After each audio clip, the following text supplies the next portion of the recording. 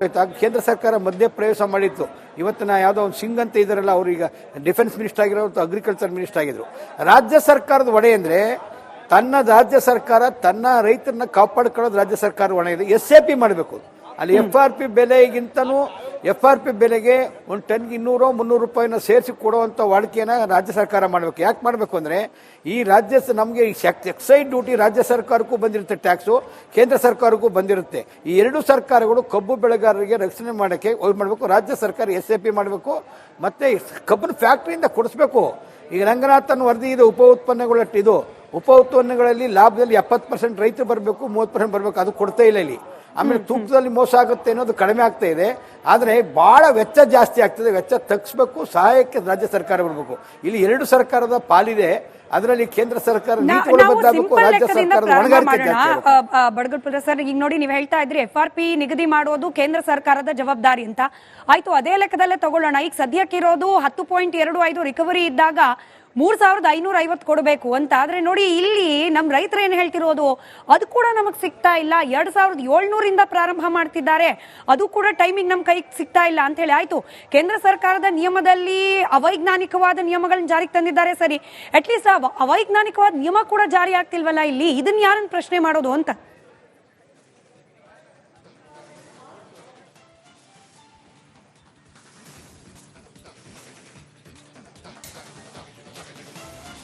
ರಾಜ್ಯ ಸರ್ಕಾರದ ಹೊಣೆಗಾರಿಕೆ ಅದನ್ನ ಮಾಡಬೇಕು. ಉತ್ತರ ಕರ್ನಾಟಕದಲ್ಲಂತೂ ನೀವು ನಾವು ಬಹಳ ಇಲ್ಲಿಯ ಫ್ಯಾಕ್ಟರಿ ಮಾಲೀಕರೆಲ್ಲ ಖಾಸಗಿ ಮಾಲೀಕರು, ಕೋಟ್ಯಾಧಿಪತಿಗಳು, ಆಮೇಲೆ ಅವರೆಲ್ಲ ರಾಜ್ಯಾಧಿಕಾರಿಗಳು ಇರುವಂಥವ್ರು. ಯಾವುದೇ ಪಕ್ಷ ಬಂದರೂ ಕೂಡ ಮುಖ್ಯಮಂತ್ರಿ ಅಕ್ಕಪಕ್ಕ ಕೂತ್ಕೊಳ್ಳೋರೆ ಇವರೇ, ಕಾರ್ಖಾನೆ ಮಾಲೀಕರೇ. ಅವ್ರು ಕುಣಿಸ್ಕೊಂಡು ನಾವು ರೈತರ ನ್ಯಾಯ ಒದಗಿಸ್ತೀವಿ ಅನ್ನೋಕ್ಕೆ ಸಾಧ್ಯನೇ ಆಗಲ್ಲ. ಇಲ್ಲಿ FRP ಬೆಲೆ FRPಗಿಂತ ಕಡಿಮೆ ಕೊಟ್ಟಿಂತ ಉದಾಹರಣೆಗಳು ಭಾಳ ಬಾಕಿ ಇದ್ದೀವಿ. ರೈತರಿಗೆ ಬಾಕಿ ಕೊಡಬೇಕಾದ್ರೂ ತೊಂದರೆ ಆಗುತ್ತೆ. FRPಗಿಂತ ಕಡಿಮೆ ಕೊಡ್ತಾ ಇದ್ದಾರೆ, ತೂಕದಲ್ಲಿ ಮೋಸ ಆಗ್ತದೆ, ಇಳುವರಿಯಲ್ಲಿ ಕಳ್ತಾ ಇದ್ದಾರೆ. ಇವೆಲ್ಲ ನೋಡ್ಕೊಳ್ಳೋದು ರಾಜ್ಯ ಸಭೆ ಜವಾಬ್ದಾರಿ. ಕಟ್ಟುನಿಟ್ಟಾಗಿ ಶುಗರ್ ಕೇನ್ ಕಂಟ್ರೋಲ್ ಆಕ್ಟ್ ಪ್ರಕಾರ, ಇದು ಶುಗರ್ ಕೇನ್ ಕಂಟ್ರೋಲ್ ಆಕ್ಟ್ ಪ್ರಕಾರ 14 ದಿನದೊಳಗೆ ಪೇಮೆಂಟ್ ಕೊಡಬೇಕು. 14 ದಿನ ಮುಗಿದ್ರೆ ಅದ್ರ ಮೇಲೆ ಬಡ್ಡಿ ಕೊಡಬೇಕು, 15%. ಅದು ರಾಜ್ಯ ಸರ್ಕಾರದ ಜವಾಬ್ದಾರಿ.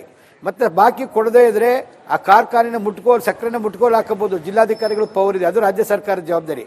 ಇಲ್ಲಿ ರಾಜ್ಯ ಸರ್ಕಾರವೂ ಕೂಡ ಕಾನೂನನ್ನು ಇಂಪ್ಲಿಮೆಂಟ್ ಮಾಡೋದಲ್ಲಿ ಸೋಲ್ತಾ ಇದೆ. ಅದು ಎಲ್ಲಾ ಪಕ್ಷ ಸರ್ಕಾರಗಳು ಸೋಲ್ತಾ ಇದೆ ಮೇಡಮ್. ಇವತ್ತು ಮೀಟಿಂಗ್ ಆಯ್ತು ಸಕ್ಕರೆ ಕಾರ್ಖಾನೆ ಮಾಲೀಕರ ಜೊತೆಯಲ್ಲಿ. ಅಲ್ಲಂತೂ ಸಂಧಾನ ಅನ್ನೋದು ಕಂಪ್ಲೀಟ್ ಆಗಿ ವಿಫಲ ಆಗಿದೆ. ಯಾವುದೇ ಕಾರಣಕ್ಕೂ 3500 ರೂಪಾಯಿ ಕೊಡ್ಲಿಕ್ಕೆ ಸಿದ್ಧ ಇಲ್ಲ ಅಂತ ಹೇಳಿ ಖಡಕ್ ಮಾತುಗಳಲ್ಲಿ ಹೇಳ್ಬಿಟ್ಟಿದ್ದಾರೆ.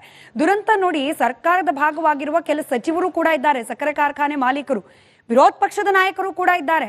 ಅಂದ್ರೆ ಅವರು ಅವರವರ ಹಿತಾಸಕ್ತಿ ಕಾಪಾಡ್ಕೊಳ್ತಿದ್ದಾರೆ. ತಾವು ಒಬ್ಬ ಜನಪ್ರತಿನಿಧಿ, ತಮ್ಮ ಕರ್ತವ್ಯ ಜನರು, ಅದರಲ್ಲೂ ರೈತರ ಸಮಸ್ಯೆಯನ್ನ ಪರಿಹಾರ ಮಾಡೋದು ಅನ್ನೋದನ್ನ ಮರ್ತೇ ಬಿಟ್ಟಿದ್ದಾರ ಅಂತ ಹೇಳಿ ತಮ್ಮ ಸಕ್ಕರೆ ಕಾರ್ಖಾನೆ ಅದಕ್ಕಾಗುವ ಲಾಭ ನಷ್ಟದ್ದೇ ಮೊದಲಿಟ್ಟು ಮಾತನಾಡಿದ್ದಾರೆ ಅಂತ ಹೇಳಿ ಅನುಮಾನ ಬಂದ್ಬಿಡೋದಿಲ್ವಾ ಅಂತ ಇವತ್ತಿನ ಸಭೆ ನಂತರದಲ್ಲಿ.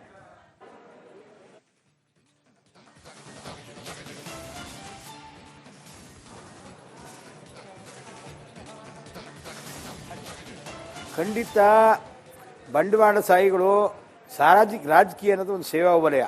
ಅಲ್ಲಿ ಬಂಡವಾಳ ಹಾಕಿ ಬಂಡವಾಳ ತಗೊಳ್ಳೋ ಬಿಸಿನೆಸ್ ಕ್ಷೇತ್ರ ಅಲ್ಲ ಅದು. ಈಗ ರಾಜಕೀಯ ಕ್ಷೇತ್ರದಲ್ಲಿ ಬಂಡವಾಳಶಾಹಿಗಳೇ ಜಾಸ್ತಿ ಆಗಿದ್ದಾರೆ. ಕಾರ್ಖಾನೆ ನಡೆಸೋರೆ ಸರ್ಕಾರದಲ್ಲಿ ಮಂತ್ರಿಗಳಾಗಿದ್ದಾರೆ, ಸಕ್ಕರೆ ಕಾರ್ಖಾನೆ ನಡೆಸೋರೆ ಒಂದು ಎಲ್ಲ ಪಕ್ಷದಲ್ಲೂ ಇದ್ದಾರೆ, ವಿರೋಧ ಪಕ್ಷದಲ್ಲೂ ಇದ್ದಾರೆ, ಆಡಳಿತ ಪಕ್ಷ. ಇದರಿಂದ ಸಮಸ್ಯೆ ಆಗಿದೆ. ಈ ಲ್ಯಾಬಿಗೆ ಯಾವುದೇ ಕಾರಣಕ್ಕೆ ಮಣಿಬಾರ್ದು. ಮಂತ್ರೆ ಈ ತರ ಬೀದಿಗೆ ಇಳಿತಾರೆ ಜನ. ಮತ್ತೆ ಸರ್ಕಾರ ಇವತ್ತು ಆಕ್ರೋಶ ಕಟ್ಟೆ ಹೊಡೆದಿದ್ದಾರೆ, ಇಲ್ಲಿ ಜನ ಬಂದು ಬೀದಿಗಿದ್ದಾರೆ. ಅವ್ರ ತಾಳ್ಮೆನ ನಾವು ಯಾವುದೋ ಲಾಬಿಗೊಳಗಾಗಿ ಇದನ್ನ ನಿರ್ಲಕ್ಷ್ಯ ಮಾಡಬಾರ್ದು. ಇಲ್ಲಾಂದ್ರೆ ಸರ್ಕಾರಕ್ಕೆ ಕುತ್ತಾಗುತ್ತೆ, ಲ್ಯಾಂಡ್ ಆರ್ಡರ್ ಕ್ರಿಯೇಟ್ ಆಗುತ್ತೆ. ಶಾಂತಿ ಪ್ರಿಯ ರೈತರು ಇವತ್ತು ಬೀದಿಗಿಳಿದಿದ್ದಾರೆ. ಅದು ಸ್ವಲ್ಪ ಜೋಪಾನವಾಗಿ ಇದನ್ನ ಸಮಸ್ಯೆನ ತೀವ್ರವಾಗಿ ಪರಿಗಣಿಸಿ ಸಕ್ಕರೆ ಕಾರ್ಖಾನೆಗೆ ಚಾವಟಿ ಬೀಸಾದ್ರೂ ರೇಟ್ ಕೊಡಿಸ್ಬೇಕು. ಚಾವಟಿ ಬೀಸಾರ ರೇಟ್ ಕೊಡಿಸ್ಬೇಕು, ಅವ್ರು ಮಣಿಗಬಾರ್ದು. ಅದು ಮಂತ್ರಿ ಅದು ಸರ್ಕಾರ ಅಂತ ಅಂದ್ಕೊಳ್ಳೋಕ್ಕಾಗಲ್ಲ ಮೇಡಮ್. ಸರ್, ನಮ್ಮ ಜೊತೆಯಲ್ಲಿ ಒಂದಷ್ಟು ಜನ ರೈತರ ಪರವಾಗಿ ಬಂದಿರುವ, ಅದರಲ್ಲೂ ಯುವ ಸಮುದಾಯದ ಒಂದಷ್ಟು ಮಂದಿ ಇದ್ದಾರೆ. ನಿಮ್ ಜೊತೆಯಲ್ಲಿ ಮಾತನಾಡ್ತಾರೆ, ಅವರು ಪ್ರಶ್ನೆ ಕೇಳ್ತಾರೆ, ಅದಕ್ಕೆ ಉತ್ತರ ಕೊಡ್ಬೋದು, ಅಥವಾ ಅವರ ಅಭಿಪ್ರಾಯವನ್ನ ಕೂಡ ತಿಳಿಸ್ತಾರೆ ಸದ್ಯಕ್ಕೆ ಆಗ್ತಾ ಇರುವ ಈ ಹೋರಾಟಗಳ ಬಗ್ಗೆ. ನಿಮ್ಮ ಹೆಸರು ಸರ್? ಮೊದಲು ನನ್ನ ಹೆಸರು ಸುಗಮ್ ಗೌಡ್ರು ಅಂತ, ಯುವ ಮುಖಂಡರು. ನಾವು ಏನ್ ಹೇಳಕ್ ಬಯಸ್ತೀನಿ ಅಂತ ಹೇಳಿದ್ರೆ, ಈಗ ಇದೇ ಪಕ್ಕದ ರಾಜ್ಯದಾದ ಮಹಾರಾಷ್ಟ್ರದಲ್ಲಿ 2400 ರೂಪಾಯಿ ನಮ್ಮ ಯಾರು ಕಾರ್ಖಾನೆ ಮಾಲೀಕರು ಕೊಡ್ತಾ ಇದ್ದಾರೆ. 3,400. ಸಾರಿ, 3,400 ರೂಪಾಯಿ. ಅದಕ್ಕೆ ಸರ್ಕಾರ ಕೂಡ 200 ರೂಪಾಯಿ ಸೇರಿಸ್ಬಿಟ್ಟು ಕೊಡ್ತಾ ಇದೆ. ನಮ್ಮ ರೈತರ ನೀವು 1,000 ಸೇರಿಸ್ಕೊಡಿ ಅಂತ ಹೇಳ್ತಿಲ್ಲ. ಅವ್ರು ಕೇಳ್ತಾ ಇರೋದು ಕೇವಲ 200 ರೂಪಾಯಿ ಸೇರಿಸ್ಕೊಡಿ. 3,300 ರೂಪಾಯಿ ಕಾರ್ಖಾನೆ ಮಾಲೀಕರು ಕೊಡ್ಲಿ, 200 ರೂಪಾಯಿ ಸರ್ಕಾರ ಸೇರಿಸ್ಕೊಡ್ಲಿ ಅಂತ ಕೇಳ್ತಿದ್ವಿ. ಈ ಸರ್ಕಾರದಲ್ಲಿ, ಭ್ರಷ್ಟ ಸರ್ಕಾರದಲ್ಲಿ ರೈತರುಗಳು ಕಣ್ಣಿಗೆ ಕಾಣಿಸ್ತಿಲ್ವಾ ಮೇಡಮ್? ನಾವು ಕೇಳಂತದ್ದು ಇಷ್ಟೇ. ಮೊನ್ನೆ ನೋಡಿದ್ರೆ ಇದೇ 6 ತಿಂಗಳಿಂದ ಇವರೇ ಇಲ್ಲ ಅಂತ ಹೇಳ್ಬಿಟ್ಟು ರೈತರೆಲ್ಲ ಕಷ್ಟಪಟ್ಟರು, ತೊಂದರೆ ತಗೊಂಡ್ರು. ಅವಾಗ್ಲೂ ಈ ಸರ್ಕಾರ ಕಣ್ಣು ನೋಡ್ಲಿಲ್ಲ. ಕಳೆದ 9 ದಿವಸದಿಂದ ಹಗಲು ರಾತ್ರಿ ಅಂದಂಗೆ ಅವರು ಪ್ರತಿಭಟನೆ ಮಾಡ್ತಾ ಕೂತಿದ್ದಾರೆ. ಈ ರೈತರು ಇದೇ ಮಾನ್ಯ ಸಿದ್ದರಾಮಯ್ಯನವ್ರಿಗೆ ಹೇಳಕ್ ಬಯಸ್ತೀನಿ ನೇರವಾಗಿ. ಮೊನ್ನೆ HY ಮೇಟಿ ಸಾಹೇಬ್ರು ನಿಧನ ಹೊಂತಾರೆ. ಅದೇ ಬಾಗಲಕೋಟೆಗೆ ಹೋಗ್ಬಿಟ್ಟು ಅವರು ಅಲ್ಲಿ ಪಾರ್ಥಿವ ಶರೀರ ನೋಡ್ಕೊಂಡ್ ಬರ್ತಾರೆ. ಹಂಗಾರೆ ನಮ್ಮ ರೈತರು ಕಾಣಿಸ್ತಿಲ್ಲ ಇವ್ರಿಗೆ. ಇವ್ರು ರೈತರ ಸರ್ಕಾರನ ಇದು? ದಯಮಾಡಿ ನಿಮ್ಗೆ ತಾಕತ್ತಿದ್ರೆ ರೈತರ ಪರವಾಗಿ ನಿಂತ್ಕೊಳ್ಳಂಗಿದ್ರೆ ನೀವು ಸರ್ಕಾರ ನಡೆಸ್ರಿ. ಇಲ್ಲಾಂದ್ರೆ ದಯಮಾಡಿ ನಾವ್ ಇಲ್ಲಿಂದ ಕೇಳ್ತೀವಿ, ರೈತರುಗಳನ್ನ ಅಯ್ಯೋ ಅನ್ಸ್ಬೇಡಿ. ನಾವೇನಂತೀವಿ, farmers are the backbone of our country ಅಂತ ಹೇಳ್ತೀವಿ. ನಮ್ಮ ರೈತರೇ ದೇಶದ ಬೆನ್ನೆಲುಬು. ಇವ್ರು ಹಿಂಗೇನ ನೋಡ್ಕೊಳ್ಳೋಂಥದ್ದು. ಅವ್ರ ಒಂದಿನ ಉಳುಮೆ ಮಾಡೋದು ನಿಲ್ಸ್ತು ಅಂತ ಹೇಳಿದ್ರೆ ನಾವೆಲ್ಲ ಏನ್ ಮಣ್ಣು ತಿನ್ನಕ್ಕಾಗುತ್ತಾ ನಾವು? ಅದ್ ತಾನೇ ಪರಿಜ್ಞಾನ ಇದೆಯಾ ಅವ್ರಿಗೆ?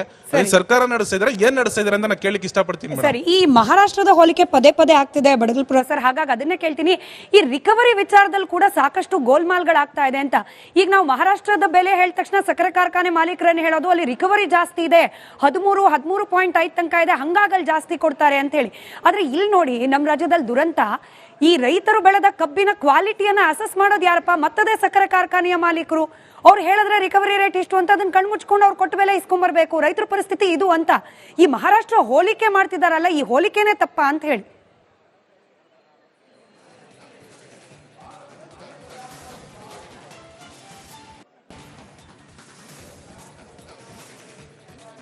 ಇಲ್ಲ, ಖಂಡಿತ ಈ ಬೆಳಗಾಂ ಭಾಗದಲ್ಲಿ ಮಹಾರಾಷ್ಟ್ರ ಗಡಿಲಿರುವಂಥ ಜಿಲ್ಲೆಗಳು ಕಾರ್ಖಾನೆ ಕಬ್ಬು ಕೂಡ ಮಹಾರಾಷ್ಟ್ರ ಕಾರ್ಖಾನೆಗೆ ಹೋಗುತ್ತೆ. ಅಲ್ಲಾದ್ರೆ ಈ ಬೆಳಗಾಂ ಜಿಲ್ಲೆಯಲ್ಲಿ ಬೆಳೆದಿರುವಂಥ ಕಬ್ಬು ಅಲ್ಲಿ ಹೆಚ್ಚು ರಿಕವರಿ ಬರುತ್ತೆ. ಅದೇ ಬೆಳಗಾಂ ಫ್ಯಾಕ್ಟ್ರಿಲಿ ಹರಿಯುವಂಥ ಕಬ್ಬು ಕಡಿಮೆ ಬರುತ್ತೆ ರಿಕವರಿ. ಅಲ್ಲಿಗೆ ರಿಕವರಿಲಿ ಮೋಸ ಆಗ್ತಿದೆ ಅಂತ. ಅದಕ್ಕೆ ನಾವು ಸರ್ಕಾರದ ಮೇಲೆ ಒತ್ತಡ ಎದ್ದ ಮೇಲೆ ಇತ್ತೀಚೆಗೆ ರಿಕವರಿಯಲ್ಲಿ ಪಾರದರ್ಶಕ ಇರಬೇಕು ಅಂತ ಕೆಲವು ಕ್ರಮಗಳನ್ನು ಮಾಡಿದ್ದಾರೆ. ರೈತರನ್ನು ಕೂಡ ಕಮಿಟಿ ಮಾಡಿ ಪರಿಶೀಲನೆ ಮಾಡೋಕ್ಕೆ ಅವಕಾಶ ಕೊಟ್ಟಿದ್ದಾರೆ. ಇಳುವರಿಯಲ್ಲಿ ಕಳುವು ನಡೆಯುವಂಥದ್ದು ಬಹಳ ಹಳೆಯ ಕಾಲ. ನಂಜನಸ್ವಾಮಿ ಅವರು ಇದ್ದಾಗಲಿಂದ ಹೇಳ್ತಿದ್ರು ಇಳುವರಿ ಕಳತನದಲ್ಲಿ ಕರ್ನಾಟಕ ಮೊದಲಿದೆ ಅಂತೇಳಿ. ಮಹಾರಾಷ್ಟ್ರದಲ್ಲಿ ರಿಕವರಿ ಅಂದರೆ ಮಹಾರಾಷ್ಟ್ರನೂ ಕೂಡ ಬೆಳಗಾಂ ಬಾರ್ಡ್ರು ಒಂದೇ ಥರ ಪರ್ವತ ಇರೋ ಮಣ್ಣು. ನಮ್ಗೆ ಅದಕ್ಕಿಂತನೂ ಮಣ್ಣು ಬೆಳಗಾಂ ಮಣ್ಣು ಭಾಳ ಚೆನ್ನಾಗಿದೆ ಪರ್ವತತೆಯಲ್ಲಿ. ಇಲ್ಲಿ ರಿಕವರಿ ಕಡಿಮೆ ಬರುತ್ತೆ. ಇದೇ ಕಬ್ಬು ಮಹಾರಾಷ್ಟ್ರದಲ್ಲಿ ಜಾಸ್ತಿ ಬರುತ್ತೆ ಅಂದರೆ ರಿಕವರಿ ಕಳ್ತಾನೆ ಆಗ್ತಿದೆ ಅನ್ನೋದು ದೊಡ್ಡ ಉದಾಹರಣೆ ಮೇಡಮ್.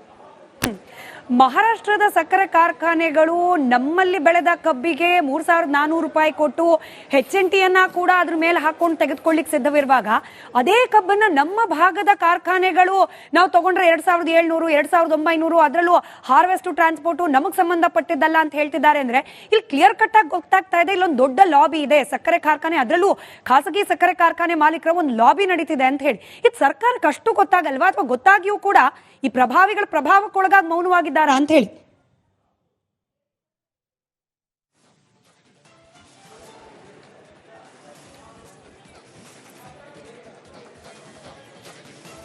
ಗೊತ್ತಾಗದೆ ಇರುವಂತ ವಿಚಾರ ಇಲ್ಲ.